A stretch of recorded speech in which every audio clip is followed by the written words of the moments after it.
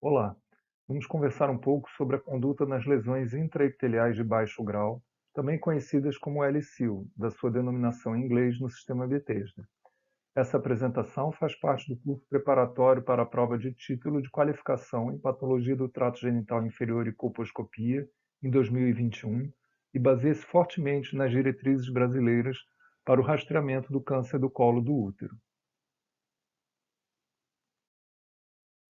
Desse documento e das últimas diretrizes da Organização Mundial da Saúde, trago o significado clínico do diagnóstico de LSIL e de seu correspondente histológico, a NIC1. Ambas são a manifestação morfológica, na citologia e na histologia, da infecção pelo HPV. Esse significado clínico advém do conhecimento de seu papel na história natural do câncer do colo do útero, aqui representada graficamente. O câncer do colo é o resultado de um longo processo que se inicia na infecção pelo HPV, que numa minoria de mulheres poderá causar uma lesão precursora, ou seja, que tem uma razoável probabilidade de evoluir para o câncer se deixada sem tratamento.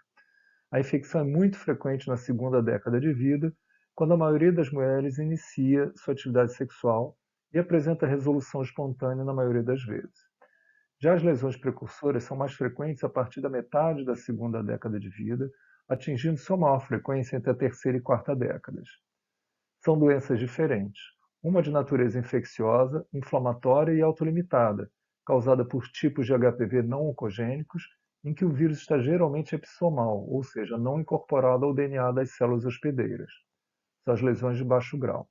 Já as lesões precursoras têm um caráter proliferativo, causada por outros tipos de HPV, nessas incorporada ao genoma da célula hospedeira, que passa a se reproduzir de forma desordenada e sem os mecanismos de autocontrole e morte celular, tendendo a formar um tumor. São as lesões chamadas de alto grau. Entendendo que a lesão de baixo grau é a manifestação citológica da infecção pelo HPV, é baixa a probabilidade de presença de uma lesão precursora.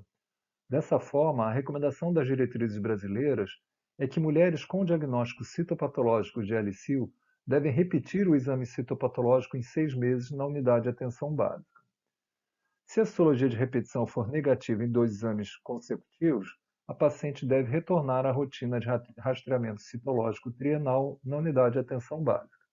Apesar de nossas diretrizes não abordarem a possibilidade de triagem de mulheres com citologia LSIL com outros testes, a pesquisa de HPV oncogênico nessas mulheres, desde que com 30 anos ou mais, é uma alternativa ao segmento citológico, identificando aquelas com maior probabilidade de terem uma lesão precursora e, portanto, que devem ser encaminhadas para a colposcopia. Esse estudo, mencionado nas diretrizes brasileiras, compara o número de casos de lesões de alto grau, NIC2-3, diagnosticadas numa estratégia de encaminhamento imediato para a colposcopia, em comparação ao segmento citológico de mulheres com citologia LSIL. Esse gráfico mostra que os casos de lesão de alto grau, não diagnosticados na citologia inicial, acabam sendo diagnosticados em exames posteriores, igualando a abordagem com colposcopia imediata. Essa evidência mostra que o segmento citológico é tão seguro quanto o encaminhamento inicial para a colposcopia e permite priorizar a colposcopia para as mulheres com maior probabilidade de serem portadoras de lesões precursoras, como o diagnóstico de lesão de alto grau. Além da segurança do segmento citológico, esse estudo nos mostra que uma parcela significativa de mulheres com citologia de baixo grau tem uma lesão precursora, além de que houve mais diagnósticos de NIC2 nas referidas para a colposcopia, apontando para a possibilidade que algumas NIC2 podem regredir ao longo do segmento citológico, evitando seu diagnóstico e possivelmente sobretratamento, principalmente em se tratando de jovens. Esse mesmo fenômeno pode ser observado num estudo ALTS. Foi o maior estudo envolvendo mulheres com citologia de baixo grau e produziu muitas publicações. Nessa, também mencionada na nossa diretriz, os autores compararam a frequência de NIC2 ou 3 em mulheres com citologia de baixo grau. O percentual de NIC3 em ambos os braços do estudo foi semelhante, mas o percentual de NIC2 foi menor no grupo de mulheres que foi alocado para segmento citológico, sugerindo que muitas dessas lesões tiveram remissão espontânea ao longo do segmento e não necessário tratamento, numa clara vantagem da estratégia de segmento histológico frente ao encaminhamento imediato para a colposcopia. Já no caso de uma citologia subsequente manter o diagnóstico de lesão de baixo grau, nossa diretriz recomenda que essa mulher seja encaminhada para a colposcopia. A colposcopia, as lesões de baixo grau podem ser reconhecidas pelos achados anormais menores, como nessa mulher que apresentava um pontilhado fino no lábio anterior, ou nessa que apresentava uma pequena área de epitélio acetobranco tênue na periferia da zona de transformação no lábio posterior. Nessa mulher, além dos achados pouco marcantes, ressalta as bordas bem marcadas e sua posição fora da zona de transformação, aspecto bem característico das lesões infecciosas pelo HPV. Nessa outra mulher, os achados são mais marcantes e extensos, deixando-nos em dúvida quanto à natureza da lesão. Uma biópsia deve ser realizada no local mais alterado e, na dúvida, em algum local mais próximo à junção escamocolunar, onde estatisticamente são mais frequentes as lesões de maior gravidade. Esse outro caso reforça a necessidade de biópsia, pois mostra alguns orifícios glandulares discretamente espessados, o que, segundo a nomenclatura colposcópica, representa um achado anormal maior. Todos os casos aqui apresentados, apesar da diversidade de achados anormais, tiveram diagnóstico histológico de NIC1, mas a biópsia nem sempre é obrigatória, como recomenda a nossa diretriz. Quando presentes achados anormais menores, a biópsia poderá ser dispensada, considerando-se outros fatores, como idade menor do que 30 anos, rastreamento prévio negativo e ausência de história de doença cervical pré-invasiva, NIC2 ou 3. E após o diagnóstico histológico, o que devemos fazer? Nossa diretriz também recomenda que, caso presente NIC1, a paciente deverá ser mantida em segmento histológico. Aquelas não submetidas à biópsia devem ser seguidas com citologia em 12 meses, até ter 2 exames negativos, seguindo-se conduta específica a partir dos resultados subsequentes.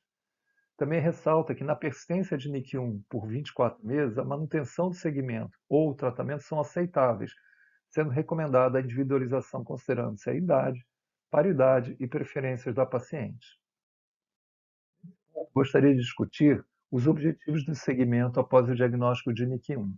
Na minha opinião, como a NIC1 não é considerada uma lesão precursora, me parece que o segmento se justifica unicamente para assegurarmos a inexistência de uma lesão mais grave não diagnosticada previamente.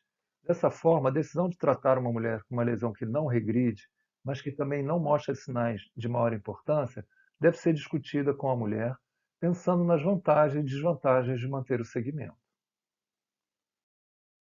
Passa a discutir algumas evidências mencionadas em nossa diretriz que favorecem a conduta expectante, ou seja, de não tratamento de uma mulher com NIC1. Esse ensaio clínico envolvendo mulheres brasileiras e canadenses demonstrou que o segmento histológico e colposcópico de uma mulher com NIC1, comprovada por biópsia por 18 meses, não era clinicamente inferior ao tratamento incisional na detecção de uma lesão como NIC2 ou 3 ou mais grave. Mulheres com diagnóstico de NIC1 foram alocadas aleatoriamente para tratamento imediato ou segmento histológico e colposcópico. Aquelas não tratadas foram tratadas ao longo do segmento caso apresentasse alguma evidência de uma lesão mais grave ou ao final do segmento caso ainda apresentasse alguma lesão. A semelhança do segmento histológico após citologia de baixo grau, um percentual significativo de mulheres com diagnóstico histológico de NIC1 pode ter uma NIC2 ou 3, e aquelas seguidas têm maior chance de terem regressão de uma NIC2. Assim, as mulheres seguidas tiveram menor percentual de doença e demandaram menos tratamentos. Esses dois estudos, também mencionados na diretriz brasileira, reforçam a segurança da necessidade de segmento em mulheres com diagnóstico histológico de NIC1. Ambos apresentaram resultados do segmento de mulheres após esse diagnóstico com uma frequência de NIC2-3 de cerca de 10% em 2 anos, mais frequentemente associada à presença de HPV oncogênico ou uma nova citologia mostrando lesão de alto grau. Aqui apenas ressalto que são estudos com diferentes metodologias cujos resultados não podem ser comparados diretamente. Também ressalto que ambos incluíram mulheres jovens, o que pode enviesar o resultado, reduzindo a frequência de lesões mais graves.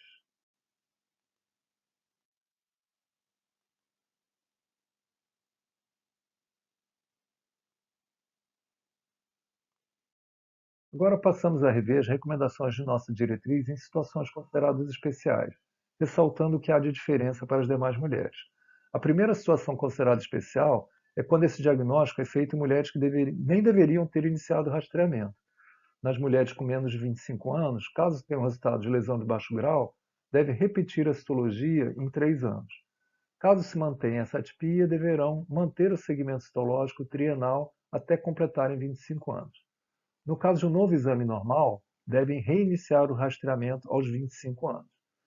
No caso de terem um diagnóstico histológico de NIC1, qualquer proposta de tratamento deve evitar os métodos excisionais para evitar possíveis danos à fertilidade. No caso de gestantes, qualquer abordagem diagnóstica deve ser feita após 3 meses do parto. E após a menopausa, a segunda coleta deve ser precedida de tratamento de pulpite atrófica quando presente. Já em imunossuprimidas, como as infectadas pelo HIV ou em uso de imunossupressores, como para tratamento de doenças autoimunes ou após transplante, devido à maior probabilidade de ter uma lesão de outro grau, devem ser encaminhadas para a colposcopia após o primeiro exame citopatológico mostrando lesão de baixo grau. E quando indicado o tratamento, esse deve ser excisional. Espero que vocês tenham aproveitado essa revisão e agradeço a sua atenção.